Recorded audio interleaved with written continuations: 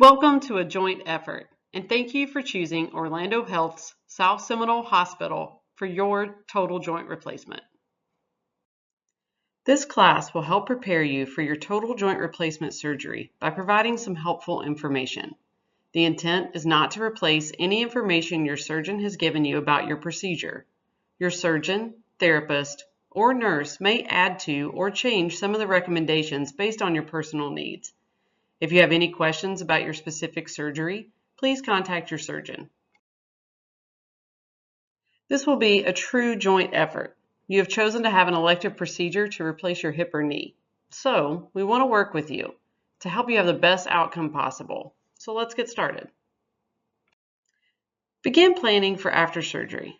Make plans to have someone stay with you. This someone should be able to stay with you 24 hours a day to assist you when you're getting up, and they should plan to stay for at least the first few days until you're able to get up and move around on your own safely.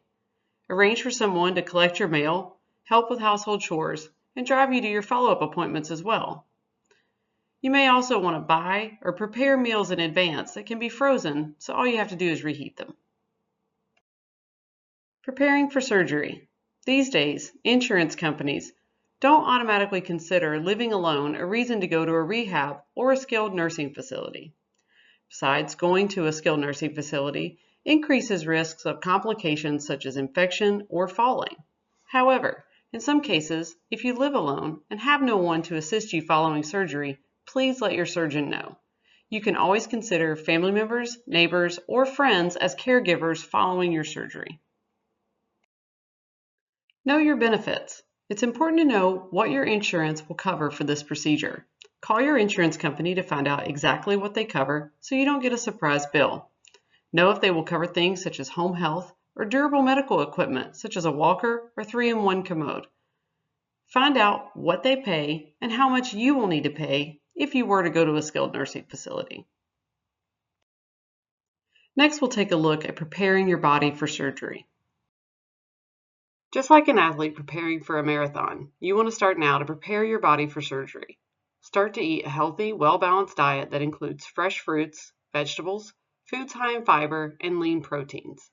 You want to make sure that your protein intake is at least 1 gram per 2 pounds of body weight, unless otherwise told by your doctor, so that you can store these nutrients before surgery in order to heal faster. If you have diabetes, keep your blood sugar under control. A good resource for dietary guidelines is myplate.gov. Hydration is very important prior to surgery and after. You want to drink at least 8 to 10 cups of non-caffeinated fluid, such as water, every day before and after surgery, unless your doctor has instructed you otherwise. For those of you that need your coffee like I do, remember to drink these beverages in moderation to help maintain hydration.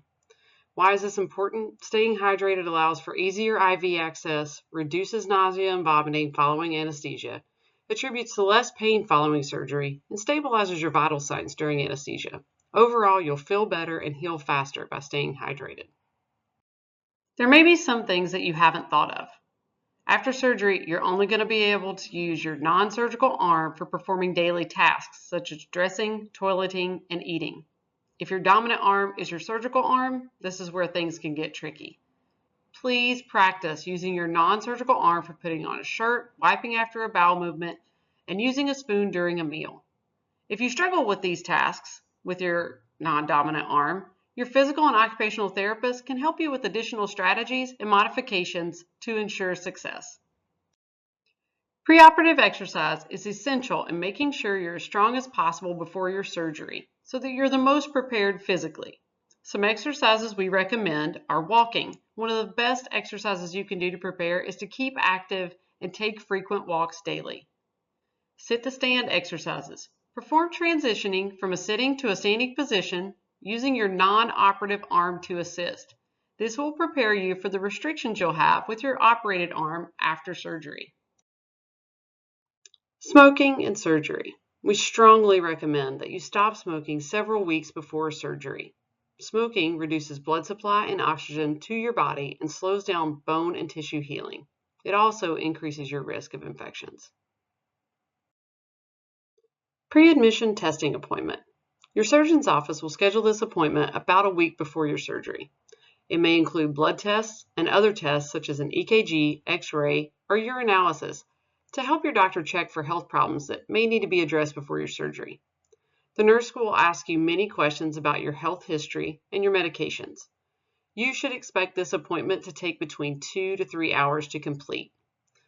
Please bring an ID such as a driver's license, your insurance card, a complete list of all your current medications, copies of any surgery clearances you have completed, and a copy of your living will or power of attorney if you have them. Next, we'll talk about preparing your home for your recovery after surgery. You'll want to perform a home safety check to identify any items that may need to be moved prior to your returning home.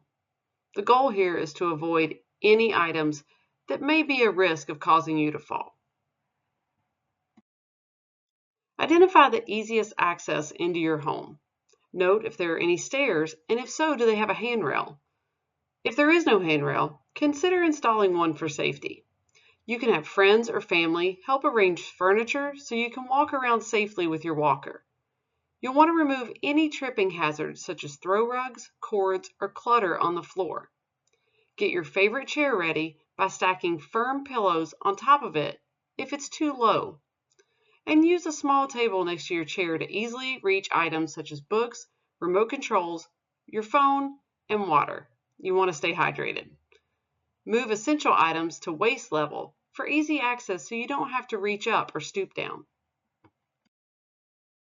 A bed that is too high or too low will be hard to get in and out of after surgery.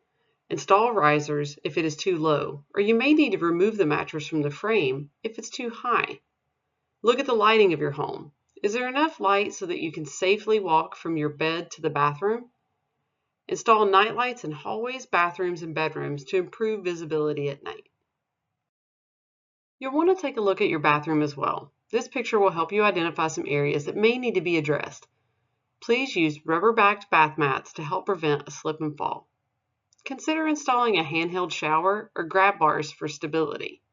A bath bench or chair is recommended when taking showers for safety as well. A long-handled sponge is also useful to wash hard-to-reach areas such as your feet or lower legs. A 3-in-1 commode is often recommended at Discharge and can be used as a shower seat as well as an elevated toilet seat. You'll want to obtain non-skid, sturdy shoes now to wear after surgery and avoid wearing flip-flops or sandals. You'll need to use your walker for at least a week or two until your strength and balance return and you're cleared by your physical therapist to walk without it. Again, please plan to have someone with you for the first few days after surgery to help you move around safely. Avoiding infection is an important goal for your surgery. So please clean your house thoroughly prior to your surgery and have someone change your bed linens frequently every 2 to 3 days after surgery to reduce the amount of bacteria you're exposed to. Taking these steps will help reduce your risk for infection. Next, we'll address getting ready to come to the hospital. The night before your surgery can feel a little bit hectic, but we want you to try to have a nice dinner and try to relax the night before. Place clean sheets on your bed, and prior to your surgery, you'll have to take 2 showers, one the night before and one the morning of your surgery. You'll take a shower with antibacterial CHG wash as instructed at your pre-admission testing appointment. Please take any medications that you were instructed to take with a full glass of water.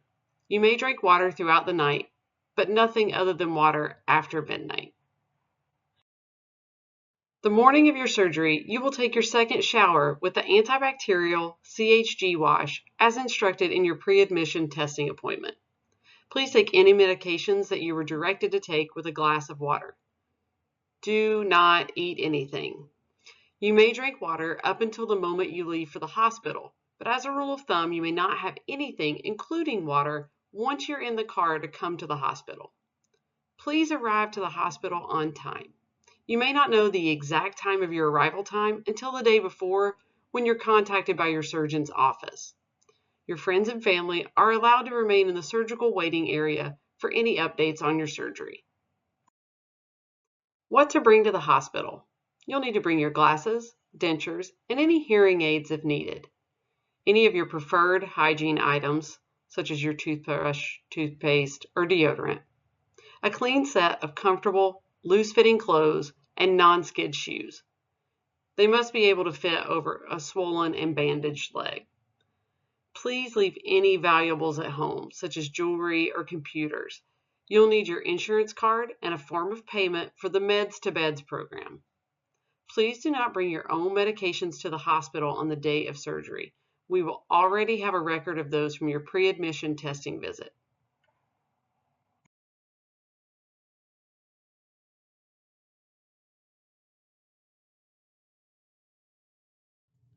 Now we'll discuss your surgery. This picture demonstrates the anatomy of a normal shoulder joint. There are two types of approaches for a total shoulder replacement. One, an anatomical, and two, the reverse. You'll have a conversation with your anesthesiologist the morning of your surgery. They'll ask questions about your medical and surgical history, and they can answer any questions you may have about your anesthesia. You'll be receiving general anesthesia for this procedure. It consists of an inhaled gas with IV sedation. You may be sleepy for a few hours after surgery, but able to feel and move everything once you awaken.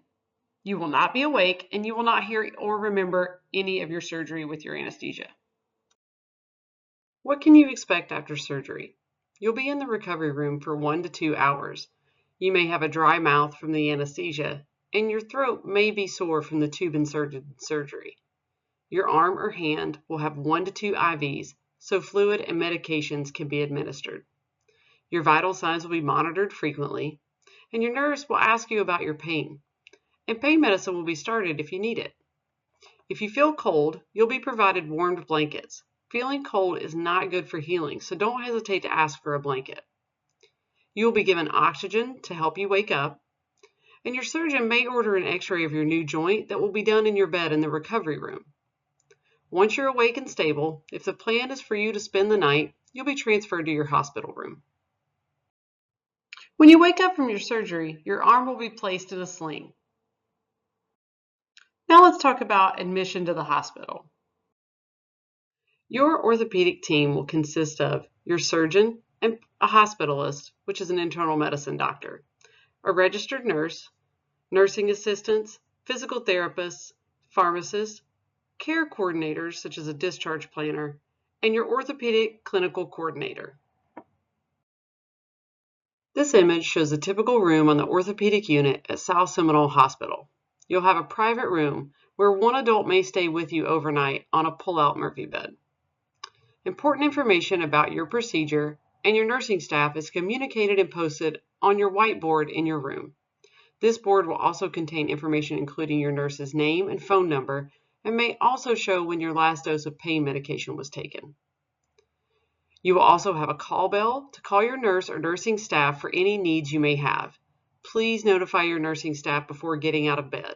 The first few days after surgery, you will need someone to be with you to ensure that you're moving safely and to avoid falling.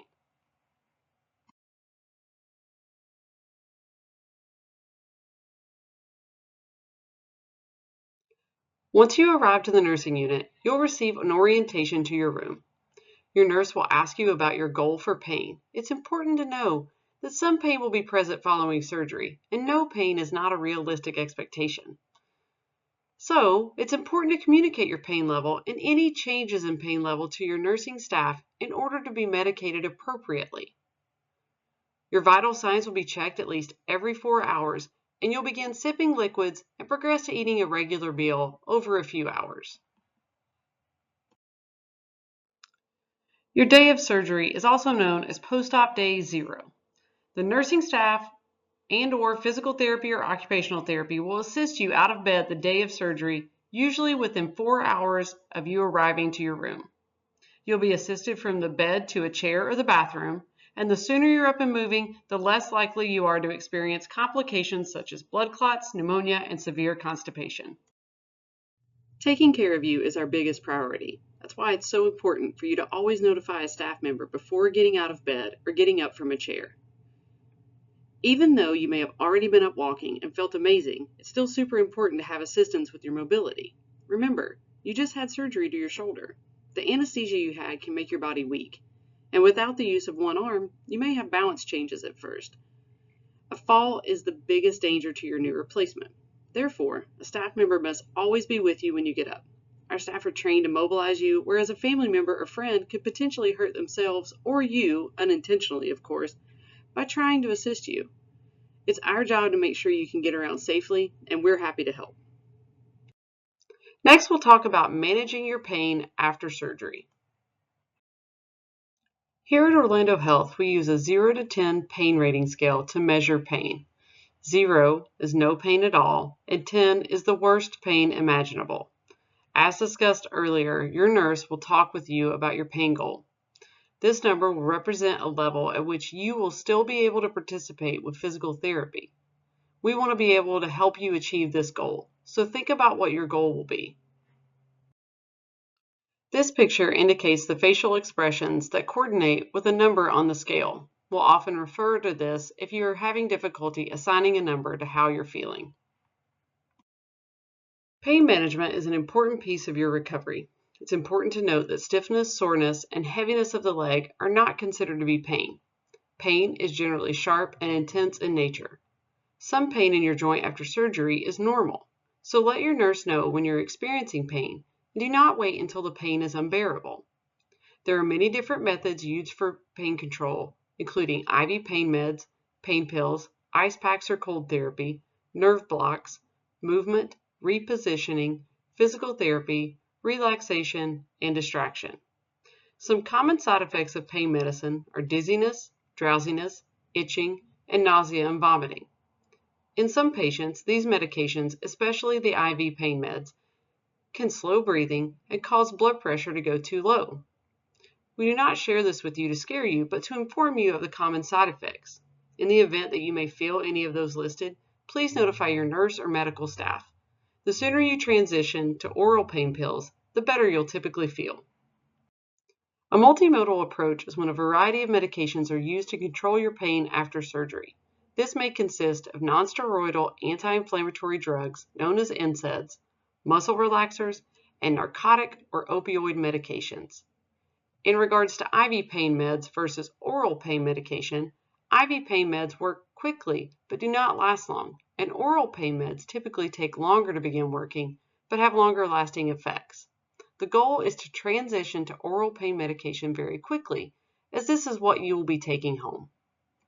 This also will help reduce the side effects of the IV pain medications, as we discussed earlier. Other techniques that may be used to help manage your pain may be ice packs or cold therapy. These can help reduce swelling, bruising, as well as pain. What you will use will be dependent on your surgeon's preferences. An additional technique that may be used to help manage your pain may be a nerve block placed by anesthesia, which is an injection of numbing medication to the nerve that supplies your joint. This is generally performed prior to surgery after you're sedated and can help control pain for the first 24 hours after surgery. Your surgeon may ask the anesthesiologist to place an on-cue pump, which is a continuous nerve block. It will deliver a regulated flow of local anesthetic to your surgical site and provide targeted pain relief for up to 5 days. It may contain a variable rate controller that can be changed according to your individual pain relief requirements. You may not shower while this is in place. Movement, repositioning, and physical or occupational therapy may also be used to help manage your pain. The muscles surrounding your new joint will need to be retrained. Your therapist will know exactly what to do. These movements and exercises will be gradually increased over the first few weeks after surgery to allow healing and help to relieve pain and muscle spasms. What else can I expect after surgery? You may notice after surgery that you have inflatable sleeves around your lower legs or TED hose. These items are used to help prevent blood clots from forming. Following surgery, you may have a hemovac drain which was placed during surgery. This drain will pull away any excess drainage from the surgical site. It generally will be removed within 24 to 48 hours after surgery. Multiple options for dressings are available, and the choice varies by surgeon. These can include a Dermabond, which is a skin glue that will wear off over time, Preop, which is a skin glue with mesh, and staples, stitches, and/or sutures. Your incision may be covered by many different types of dressings. Please follow your surgeon's instructions for any dressing changes and when it's okay for you to shower. An Aquacel dressing may be placed, which stays on for 5 to 7 days. This dressing is completely waterproof, and you can shower with this unless you have a drain or an on-cue pump present. A Preop dressing, as mentioned, is a fine mesh with skin glue. This dressing will stay on for 2 or more weeks. It's completely waterproof, and you can shower with this. Again, unless you have a drain or an on-cue pump present. The incentive spirometer is key in preventing pneumonia following surgery. To use, you take a slow, deep breath while maintaining the ball on the right-hand side in between the two lines that are present. A nurse will demonstrate how to use the incentive spirometer after your surgery. The incentive spirometer helps you to maintain deep breathing and may cause you to cough, removing any secretions from the lungs and helping you to breathe easier. You'll want to perform this 10 times each hour that you're awake. If you watch TV, you can do this during commercial breaks, or if you're a reader, at the beginning of each chapter. There are some precautions you must follow following your shoulder replacement. Please do not lift anything overhead with your affected hand until told otherwise by your physical or occupational therapist or surgeon. Please avoid putting any pressure on your elbow, such as to help yourself out of the bed or the chair. Please do not extend your arm away from your body more than a 45-degree angle, again, until told otherwise by your physical or occupational therapist or surgeon. Do not reach behind your back with the affected arm. Things that we would like for you to do are to wear your sling at all times. Protect your arm from bumping into things. Be cautious about wearing a bra. Some straps can put pressure on the shoulder or the surgical site. Ask your doctor when it's safe to stop your shoulder precautions and return to sporting and sexual activity. Now let's talk about the day after surgery, otherwise known as post-op day number 1. Your surgeon, the PA, nurse practitioner, or resident will see you. If you have a catheter or a drain, it will be removed. And the care coordination team will start to arrange for items needed for discharge, such as home health care, nurse and therapy, and any medical equipment. Physical or occupational therapy will typically see you early in the morning and then may work with you again after lunch. Our goal is to discharge you home as soon as you are safe, and once you are cleared by your surgeon, your hospitalist, and your physical or occupational therapist. Most patients discharge home safely the day after their surgery on post-op day 1. Preparing for discharge. Upon discharging from the hospital, it's typical to experience an increase in pain 2 to 5 days after surgery. The pain increase is normal as medications given during the surgery begin to wear off. On the y-axis, you'll see your pain level, and on the x-axis, you'll see your post-op day number. As you can see, there is an increase in pain on day 2 to 3, but gradually tapers back down on day 4 to 5. Pain management after discharge. Pain medicine will be prescribed for a short period of time after surgery. You're typically given 3 to 7 days worth. Please take your pain medications as prescribed. You'll want to wean yourself down as soon as possible to avoid side effects. Take your medicine with food and/or a snack to help lessen nausea and vomiting. And remember that alcohol can be dangerous if mixed with pain medicine. Once you leave the hospital, any change in your pain medication or refill prescription must be picked up in person at your surgeon's office. Constipation is a common side effect after surgery and can become serious, so make sure you stay on top of it. Eat foods high in fiber, drink plenty of water, move around as much as you can tolerate, and take a stool softener as prescribed. If you haven't had a bowel movement by day 5, please don't hesitate to take a laxative. Remember that healthy diet we talked about prior to surgery? You want to make sure that you continue that after your surgery for a better recovery. Remember, eat a healthy, well-balanced diet. Make sure your protein intake is 1 gram of protein per 2 pounds of body weight. If you have diabetes, keep your blood sugars well controlled and stay well hydrated. Remember, 8 to 10 cups of non-caffeinated fluid daily before and after surgery, unless you've been told otherwise. And also, myplate.gov is a great resource for your dietary guidelines. Preventing an infection is key in your recovery. The number one way to prevent infection is hand washing. Also, don't allow pets to lick your wounds or sleep with you. Pets have a bacteria on their skin as well, and it could transfer to yours and cause an infection. We love our pets, but just keep them at bay for a little bit. Change your bed sheets 1 to 2 times a week. Remember, we sweat, shed skin, and have bacteria on our skin that gets on our sheets. And no smoking. It increases the risk of complications and infection. And for diabetics, blood sugars that are too high or too low could put you at risk for increased infection and or delay your wound from healing. Following discharge, it's normal to have a few symptoms around the knee or hip. Normal symptoms would be an increased swelling in your leg or calf, bruising around your knee or hip or calf, and redness around your surgical incision. What's not normal is to have severe swelling in your leg and calf, severe bruising around your knee, hip, or calf, a red area that's hot to touch around your surgical incision, or drainage, especially if it's green, yellow, dark red, or foul smelling. Please notify your surgeon immediately if you have any questions related to your surgical site or notice any of the symptoms that are not normal. Incisional care. You'll receive discharge instructions letting you know how to care for your incision and how to change the dressing. Some things we want to consider is to not use the same washcloth or towel for your body and incision. You want to avoid baths, pools, jacuzzis, lakes, or ocean swimming until okay by your surgeon. And don't apply anything to your incision unless instructed by your surgeon. Please do not apply any ointments, creams, lotions, powders, peroxide, or alcohol to the incision. It may actually increase your risk for infection.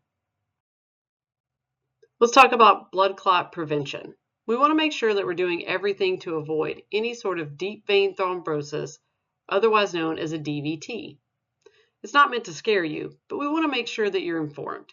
Some signs and symptoms of a blood clot could be increased swelling in the affected leg, red or discolored skin on the leg, a feeling of warmth in the affected leg, increased pain in your leg that often starts in your calf and can feel like cramping or soreness. The reason this is dangerous is that if a piece of the clot breaks off, it can cause a heart attack, stroke, or severe lung damage. So we want to just make you aware. With the blood clot prevention, your surgeon will give you a medicine to decrease your risk of developing a blood clot. This may be aspirin, Eliquis, Xarelto, or a Lovenox injection. It's very important to take it consistently, as prescribed, and for as long as your doctor has advised. Please make sure to report to your surgeon any signs and symptoms you may develop right away. How can you prevent those DVTs from happening? Number 1, take your blood thinner exactly as prescribed. Stay well hydrated and drink plenty of water, and move around as much as you can tolerate. Early mobility is key in preventing DVTs. After your surgery is completed, you want to make sure to keep it in mind when having any type of dental procedure or any other invasive procedure. You always want to make sure to tell the physician that you've had a joint replacement. You want to avoid dental work for the first 6 to 12 weeks after your joint replacement. Prophylactic antibiotics are usually prescribed to help prevent a possible infection. It's typical for your surgeon to recommend this for the rest of your life. When to call your doctor. We want to give you some tips on when it's appropriate for you to notify your surgeon of anything that's going on after your surgery. If you're having any chest pain or difficulty breathing, call 911. You want to call your surgeon if you have any excessive pain or swelling in the knee or calf, any pain that is increasing or not controlled by your pain meds, if you get chills or a fever of 101 degrees or higher, which may be a sign of infection, any unusual redness, heat, or drainage at the incision site. If you also notice any numbness or tingling in your lower leg or foot, or a change in color of your toes, which can be pale, dusky gray, or blue, make sure to give your surgeon a call. Now let's talk about the acute care rehabilitation aspect of getting you ready to go home. A 3-in-1 commode may be recommended for you upon discharge. Most toilets at home are too low and do not have handles. An elevated toilet seat, also known as the 3-in-1 commode, may help you when you go home. This can also be used in the shower to have a comfortable and safe way to shower. You may also wish to purchase adaptive equipment prior to surgery to help you with your recovery, such as a long-handled sponge for reaching hard-to-reach areas and a long-handled comb or brush. Your safety is our biggest priority. In your therapy treatment sessions, we will work to improve your balance and mobility and demonstrate correct positioning. We will demonstrate techniques to increase strength, improve blood flow, and minimize swelling. We will initiate slow, progressive movement to allow for optimal healing. Family members are encouraged to be present for any family training that may be necessary. We will work toward achieving independent mobility and function and discharging you home, as this is the goal. Upon discharge, you will be expected to wear your sling whenever you are up and moving. You may need adaptive equipment for activities for daily living assistance for several weeks. Outpatient therapy may be ordered for further strengthening and mobility at your surgeon's discretion. Progress with therapy is individualized. Do not try to do more than your physical or occupational therapist or your surgeon has approved at any stage in your recovery. Following discharge, please be sure that you have follow-up appointments scheduled with your orthopedic surgeon, your primary care physician, and any specialist that gave you surgical clearance.